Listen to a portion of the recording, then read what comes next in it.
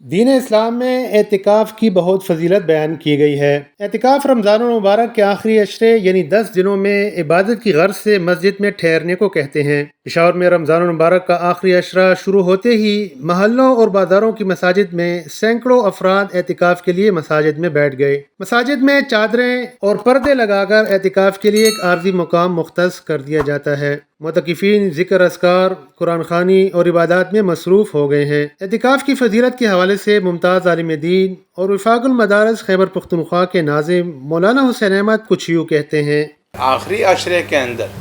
بھی زیادہ گمان اس بات کا ہے احادیث کی روشنی میں کہ جو اس کی طاق راتیں ہیں 21ویں، 23ویں، 25ویں، 27ویں اور 29ویں شب، ان کے اندر شب قدر ہے۔ اور شب قدر وہ رات ہے جس کے بارے میں قرآن کریم نے ارشاد فرمایا ہے کہ وہ ایک رات 1000 مہینوں سے بھی زیادہ بہتر ہے۔ تو گویا اس ایک رات کی عبادت 1000 مہینوں کی عبادت سے بھی زیادہ بہتر ہے۔ اب زیادہ کتنی بہتر ہے اس کی کوئی حد نہیں ہے، وہ تو ہر ایک کے عمل، اس کے اخلاص، اللہ تبارک و تعالیٰ کے ساتھ تعلق، قرب، اس کے اعتبار سے ہوگا۔ ایک اور وجہ بھی اس کی فضیلت کی یہ ہے کہ رمضان کے آخری عشرے کے اندر اعتکاف ہے جو رسول اللہ صلی اللہ علیہ وسلم کی سنت ہے۔ آپ صلی اللہ علیہ وسلم نے اپنی مدنی زندگی میں مسجد نبوی کے اندر رمضان کے آخری عشرے کا اعتکاف فرمایا ہے۔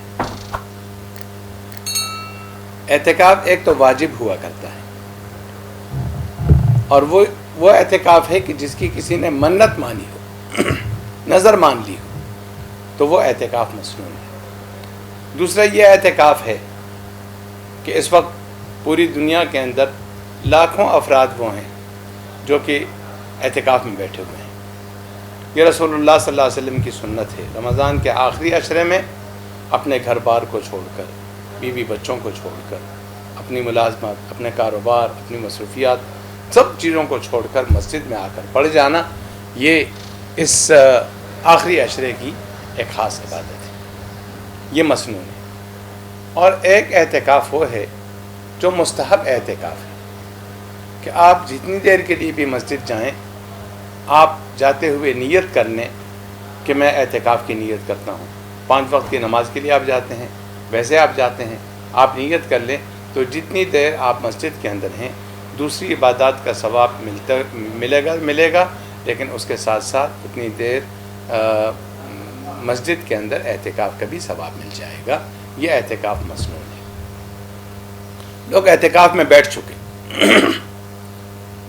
اللہ تبارک و تعالیٰ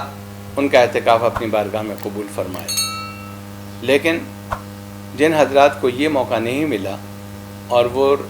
رمضان کی 20ویں تاریخ کے غروب آفتاب سے پہلے اس نیت کے ساتھ مسجدوں میں نہیں جا سکے، اب بھی ان کے لیے کئی مواقع ہیں۔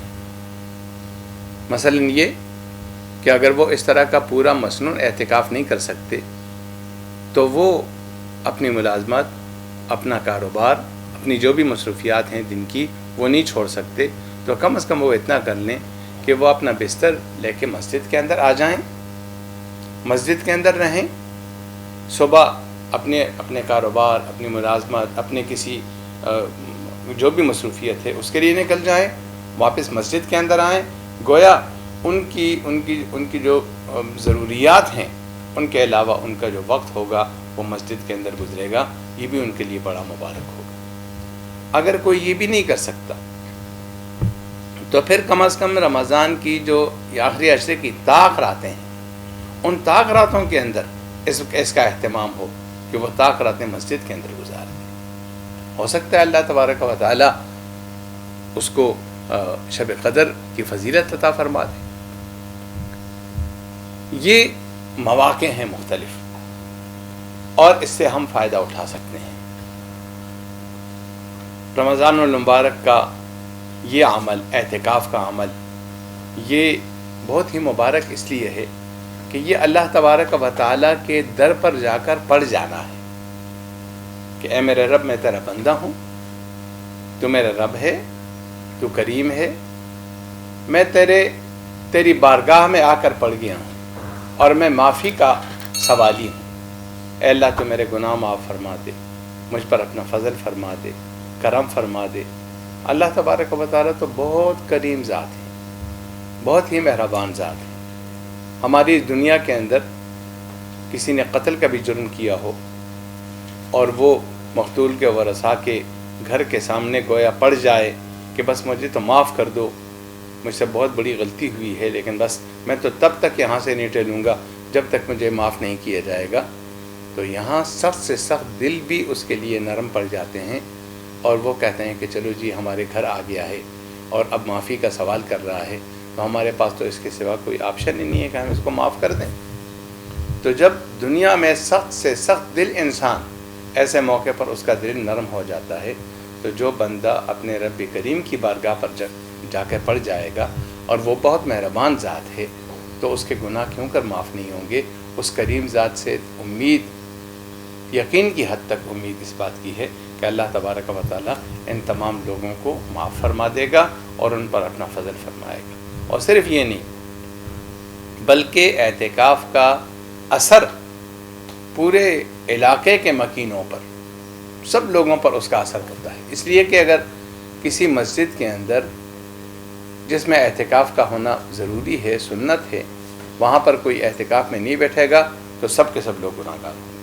تو اگر ایک آدمی بھی وہاں اعتکاف میں بیٹھ گیا تو اس کا مطلب یہ ہے کہ وہ سب لوگ اس فریضے سے سبکدوش ہو گئے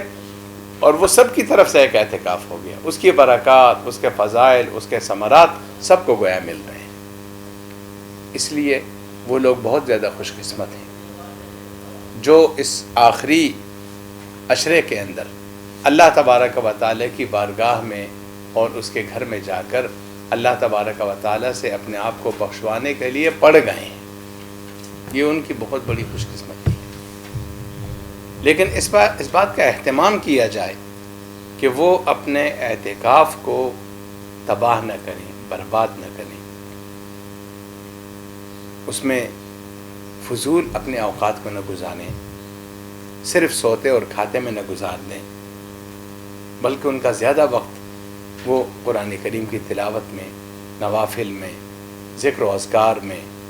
اور باہم اگر ایک دوسرے سے بات چیت ہو تو دینی بات چیت ہو، اس کے اندر ان کا وقت گزرے، غیبت سے وہ اپنے آپ کو بچائیں۔ اور ظاہر ہے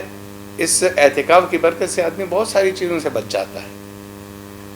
غیبت سے بچ جاتا ہے، گالم گلوچ سے بچ جاتا ہے، جھگڑے سے بچ جاتا ہے، کسی اور اس طرح کے کئی سارے گناہ ہیں لیکن ان سے وہ بچ جاتا ہے، بدنگاہی سے بچ جاتا ہے۔ ہاں البتہ اس کے لیے ضروری ہے کہ وہ موبائل سے اجتناب کرے، اس لیے کہ اگر موبائل آدمی کے پاس ہو تو اور اس کا وہ استعمال کر رہا ہو تو مسجد کے اندر بیٹھ کر بھی موبائل کے اندر نہ چاہتے ہوئے بھی ایسی خرافات وہ سامنے آتی ہیں جس سے آدمی کے عبادات کے ضائع ہونے کا، متاثر ہونے کا اندیشہ اور خدشہ ہوا کرتا ہے۔ موبائل سے اب اجتناب کر لیں،